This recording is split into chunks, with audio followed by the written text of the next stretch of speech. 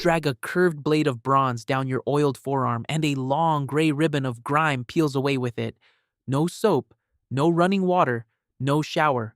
For most of human history, this was what getting clean actually looked like, and the results were stranger and far more effective than you would ever guess.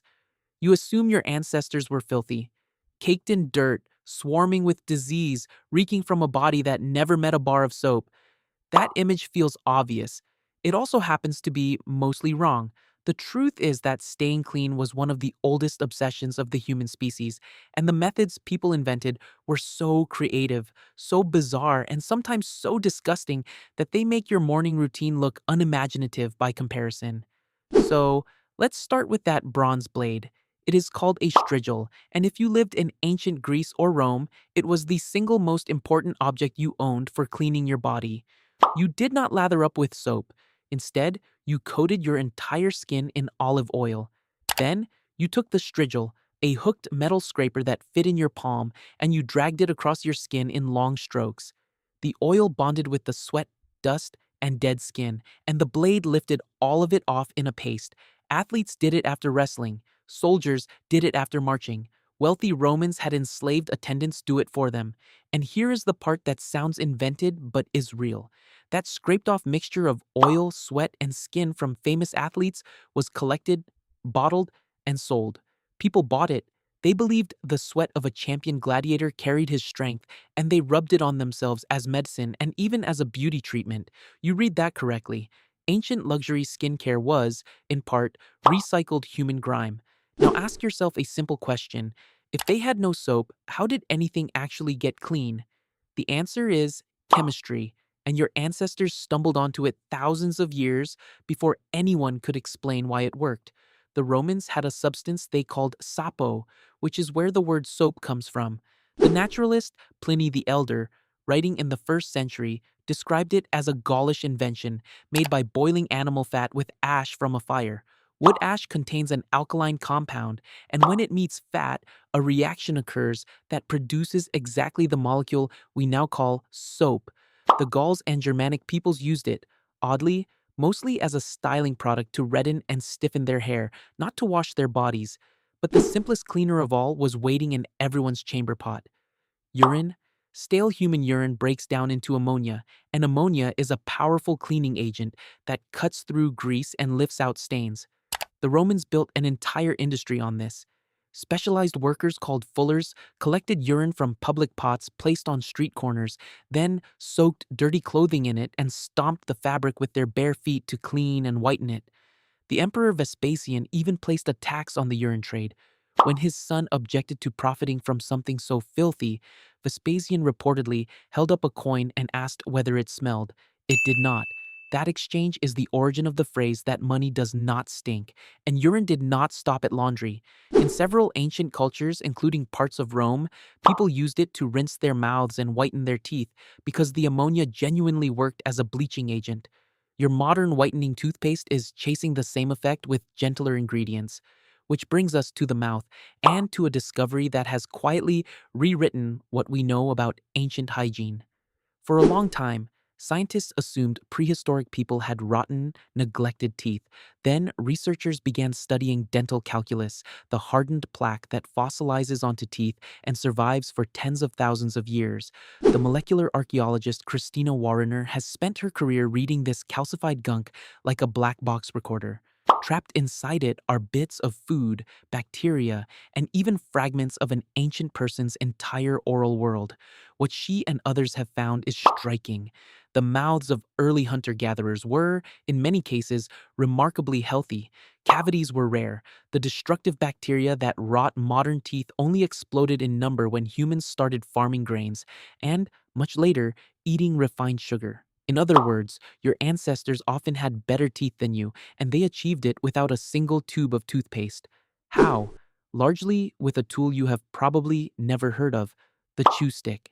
Across Africa, the Middle East, and Asia, people would take a twig from specific trees, most famously the arak tree, fray one end by chewing it into soft bristles and scrub their teeth and gums with it.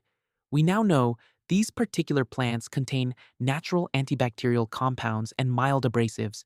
It was a toothbrush and toothpaste fused into one twig, and it was used for thousands of years. The ancient Egyptians went further and mixed some of the earliest known toothpastes from ingredients like crushed eggshell, ash, and ground ox hooves. So, let's reconstruct a single clean day, far from any plumbing. Imagine you live in a town in ancient Egypt, beside the Nile. You wake at dawn. You do not reach for soap because you have something better suited to your world. You reach for natron, a natural mineral salt scooped from dried lake beds, the same substance used to dry out bodies during mummification. You scrub it across your skin, and it pulls away oil and odor. You fray a chew stick and clean your teeth until your mouth feels sharp and fresh. You rub scented oils, myrrh and moringa, into your skin, partly to clean it and partly to protect it from the brutal sun. By the time the sun is fully up, you are cleaner and frankly better moisturized than you might assume a person without a bathroom could ever be. And bathing itself was not crude, it could be monumental. In the ancient city of Mohenjo-Daro, in the Indus Valley, archaeologists uncovered a structure called the Great Bath. It was built more than 4,000 years ago, lined with tightly fitted bricks and sealed with a layer of natural tar to make it watertight. It had steps leading down into the water and a drainage system to empty it. This was a civilization engineering communal cleansing on a grand scale at a time when most of the world lived in simple mud dwellings. Cleanliness was not an afterthought, it was architecture. Now, here comes the twist, the part that complicates the whole tidy story. All of this effort did not make the ancient world the germ-free paradise you might now be picturing. The paleopathologist Piers Mitchell, who studies ancient parasites by examining old latrines and preserved waste, made a deeply uncomfortable discovery about the Romans. Despite their famous baths, their public toilets, and their obsession with washing, intestinal parasites and lice did not decline in the Roman world. In some cases, they were just as common as in earlier societies that had no baths at all. Why? Because the Romans got the chemistry of cleaning right, but missed the biology of contamination. They shared bathwater that was rarely changed and grew warm and cloudy with everyone's skin and oil.